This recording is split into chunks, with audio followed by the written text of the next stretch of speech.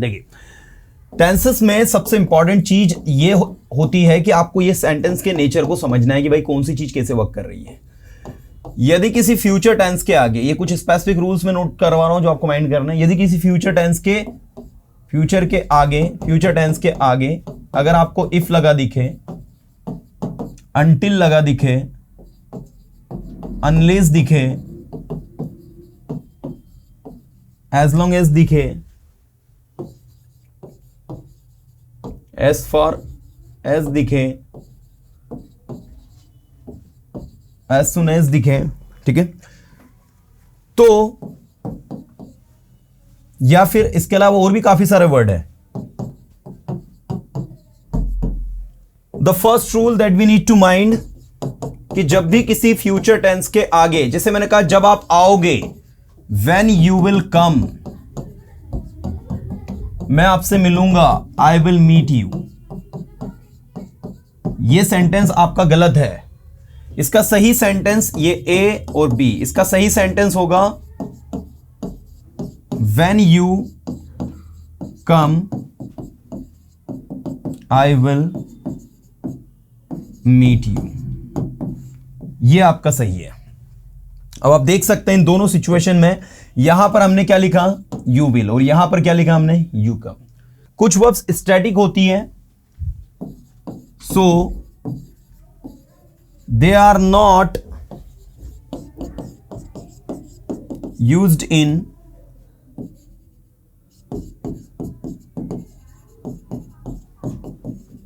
continuous tenses, ठीक है।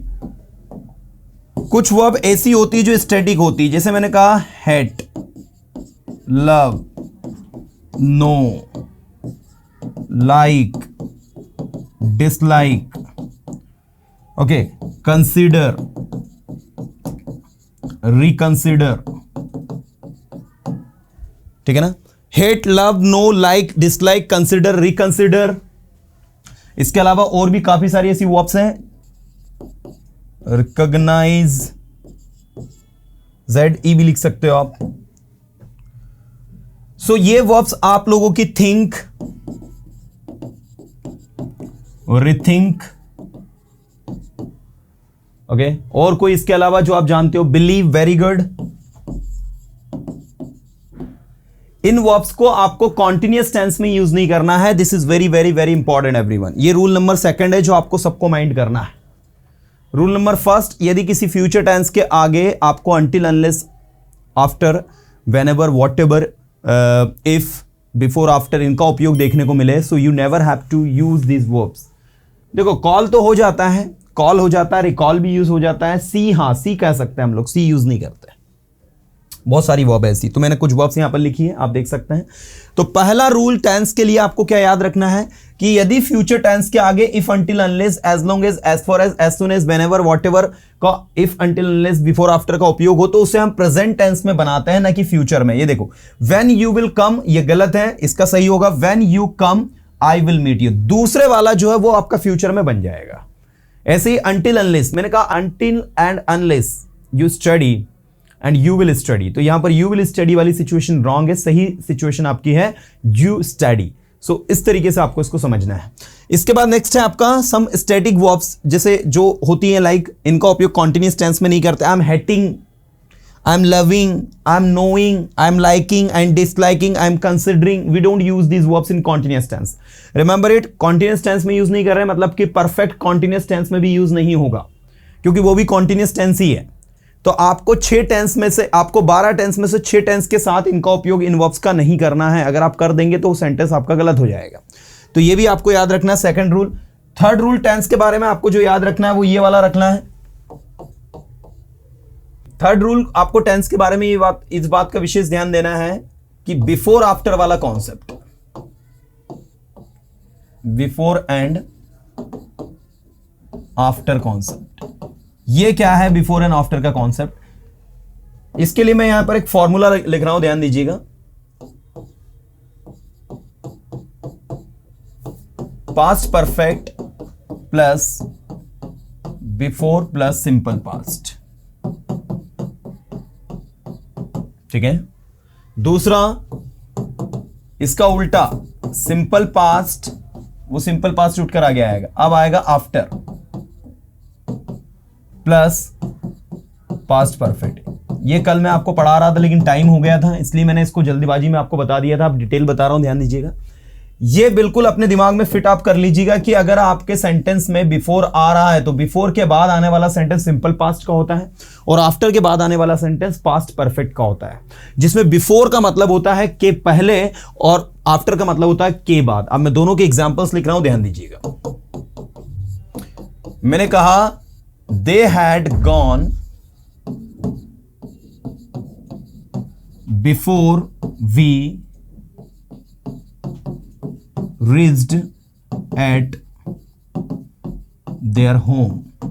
हम उनके घर पहुंचे उसके पहले they had gone, वे जा चुके थे। या फिर आप ऐसा बना लेंगे, वे जा चुके थे before we reached at their home, हम उनके घर पहुंचे उसके पहले। तो जिस भी तरीके से आप इसको बनाना चाहें, और करके आप चाहें तो इसको ऐसा भी बना सकते हैं। आप सेंटेंस की शुरुआत बिफोर से कर सकते हैं।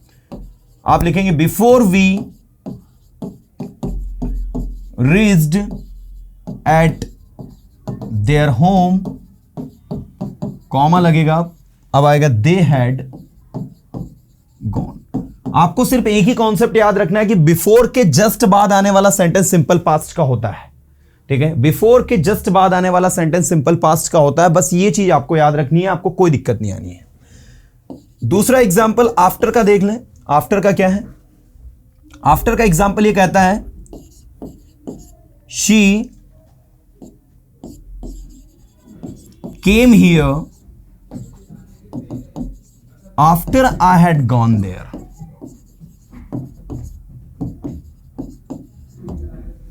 ठीक है, she came here after I had gone there, इसका मतलब ये हो रहा है वह यहां आई इसके बाद में वहां गया था। तो ये देखो, आफ्टर के बाद आने वाला सेंटेंस आपने किसका यूज किया? पास्ट परफेक्ट का। आप और करके चाहे तो आफ्टर से शुरू कर दो कि after I had gone there, मैं वहां गया था, इसके बाद शी केम हियर, वो यहां आई। तो जैसे भी आपको कन्वीनियंट लग रहा है आपके अकॉर्डिंग आप इसको यूज कर सकते हैं। तो ये कॉन्सेप्ट भी आप अपने दिमाग में याद रखें, ये कॉन्सेप्ट भी आपको बिल्कुल इसको अच्छे से यूज करना है, चीजों को समझना है। चलिए आगे के और भी कॉन्सेप्ट हम लोग देखते हैं। अगला कॉन्सेप्ट है, यदि पहला सेंटेंस पास्ट का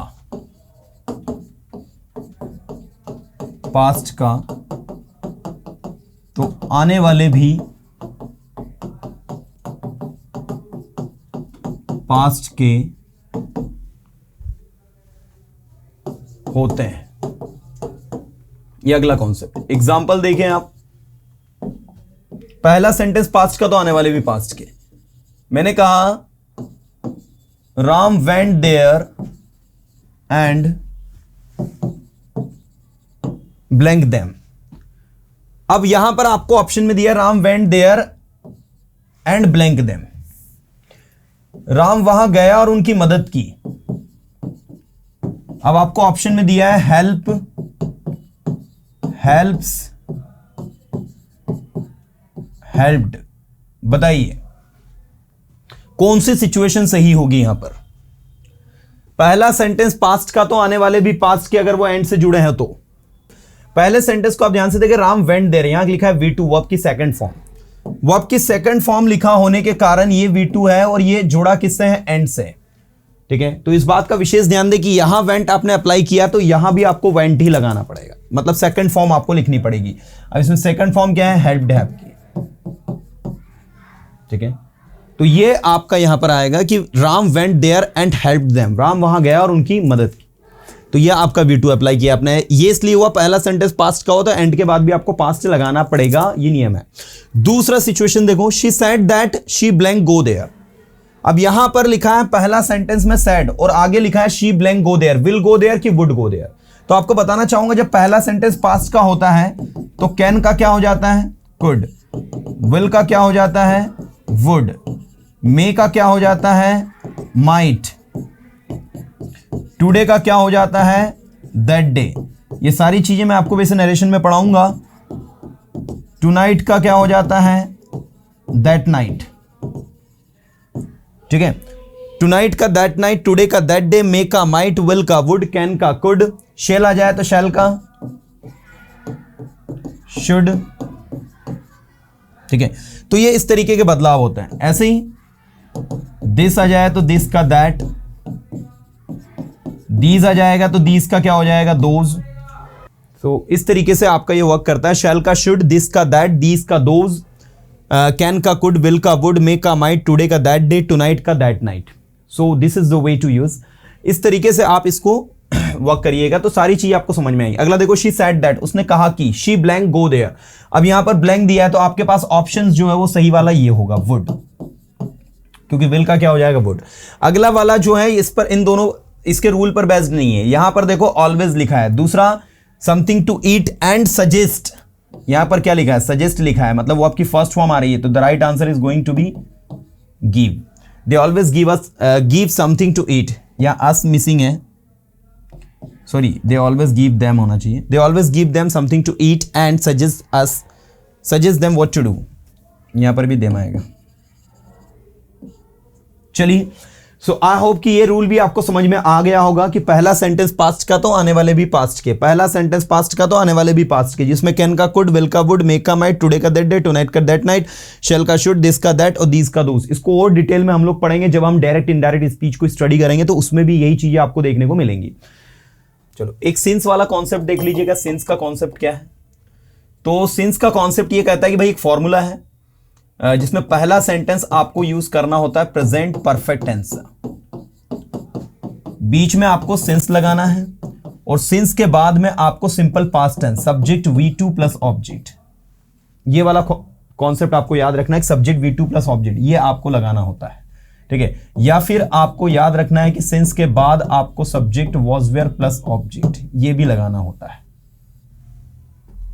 ठीक है। तो इस बात को आप लोग सभी विशेष ध्यान देंगे, ये किस तरीके से वर्क कर रहा है। सिंस का कॉन्सेप्ट है, जैसे मैंने कहा, they have not helped us since I was in 10th।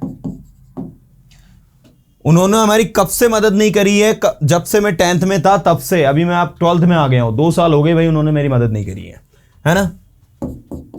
I have not seen him since his father died। जब से उसके फादर की डेथ हुई है तब से मैंने उसको नहीं देखा है। I have not seen him since his father died। तो आप देख सकते हो सिंस के बाद आने वाला सेंटेंस जो है वो सिंपल पास्ट टेंस का है ना, और सिंस के पहले आने वाला जो सेंटेंस है वो प्रेजेंट परफेक्ट का है। तो ये सिंस की सिचुएशन इस तरीके से वर्क करती है, ये भी आप लोग याद रखेंगे।